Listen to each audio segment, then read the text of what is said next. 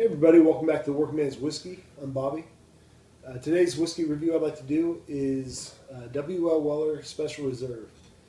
And we've already done another product from the Weller line, which was Old Weller Antique, the 107 proof, 7-year-old bourbon from this company, also a wheated bourbon. This is the This one, W.L. Weller Special Reserve, also used to have a 7-year age statement. They've taken away the age statement. It's still thought to be around 6 years or so, which is still very good. This is the 45% ABV, 90 proof offering from the same company. As I've told you guys before, Weller is usually referred to as poor man's pappy, and poor man's pappy means that back this whiskey here is named after William LaRue Weller, who was a distiller back in the 1800s. Back around the turn of the century, around 1900 or so. Maybe a little bit after that, they combined companies and had the Stitzel Weller Distilling Company, which was Stitzel was the company that was producing Pappy Van Winkle, and or the early Pappy line anyway.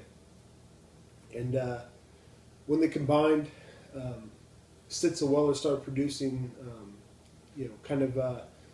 The Pappy line started adopting more wheat in their bourbon, and that's why Pappy's even today is a wheated bourbon. And anyway, so being from the same company and same mash bill that produces Pappy Van Winkle, that's why they started calling the Weller whiskey poor man's pappy, because it's the same stuff, same juice, as they say, but it's aged in a different part of the warehouse. The Pappy's is same stuff, it's not the exact same stuff. I mean, same juice, aged differently, aged in a different spot than Pappy's is, and that's what makes the difference between a $22 bottle and $2,000 plus bottle, which beats the heck out of me, guys. I mean, I'll take this stuff any day. I had Pappy's 15 at one point, and very good stuff. Really, really, really good stuff. I've never had the more upper end ones, especially the 23. I made friends with a hotel proprietor who stocked this hotel's lounge with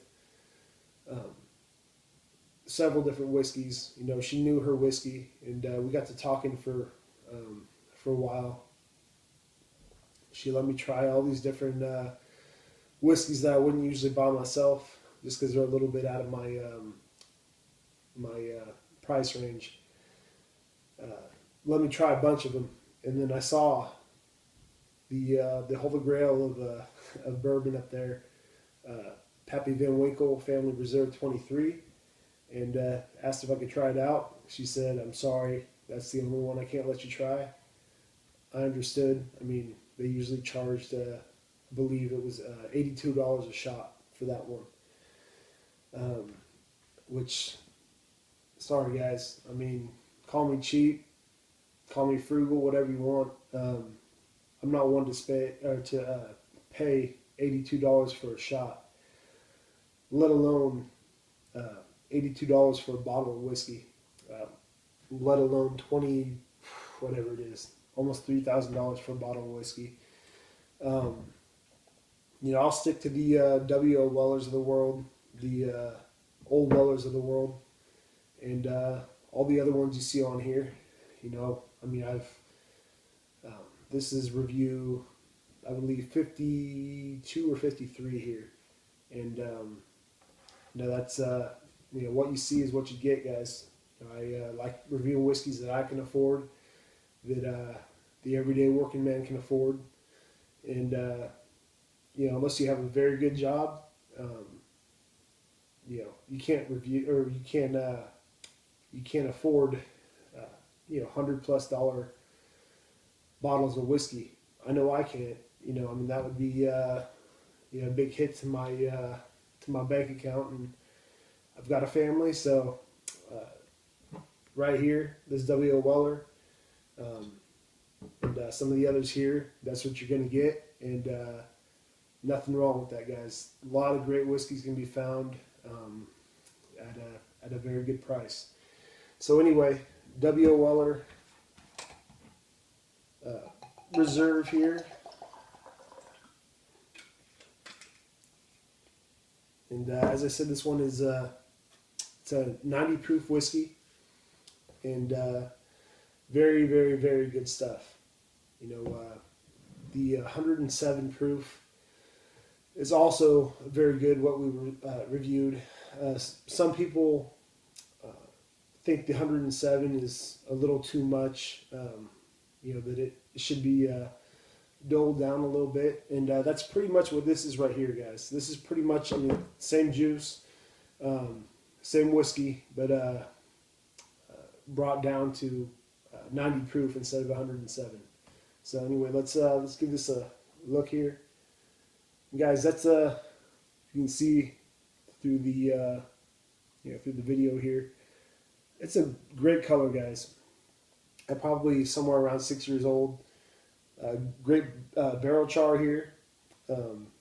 Good medium amber, we'll call it. Very very nice color there. Give it a smell. And on the nose here, guys, you get a lot of good stuff. You get baking spices. You get fruit. Both light fruit and dark fruit. I get a lot of like apples and pears, some citrus here, some darker things. A little bit darker cherries. You get some dates, things like that. Just all kinds of fruit notes in this one, guys. Definitely get a little bit of oak. A little bit of, like honeysuckle or something like that, like a floral, flowery honey note there. Let's take a taste.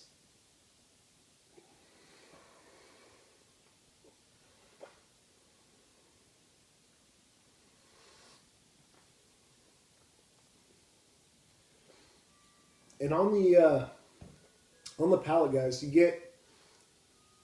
get those fruity notes, the apple and the pear, citrusy notes, a little bit cherry in there.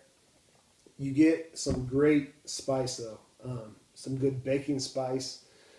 Like I said, not sure if there's any rye in this or not, but being a wheater, wheat is the secondary grain to corn in this one.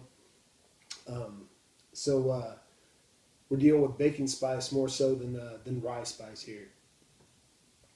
Definitely some oak in there.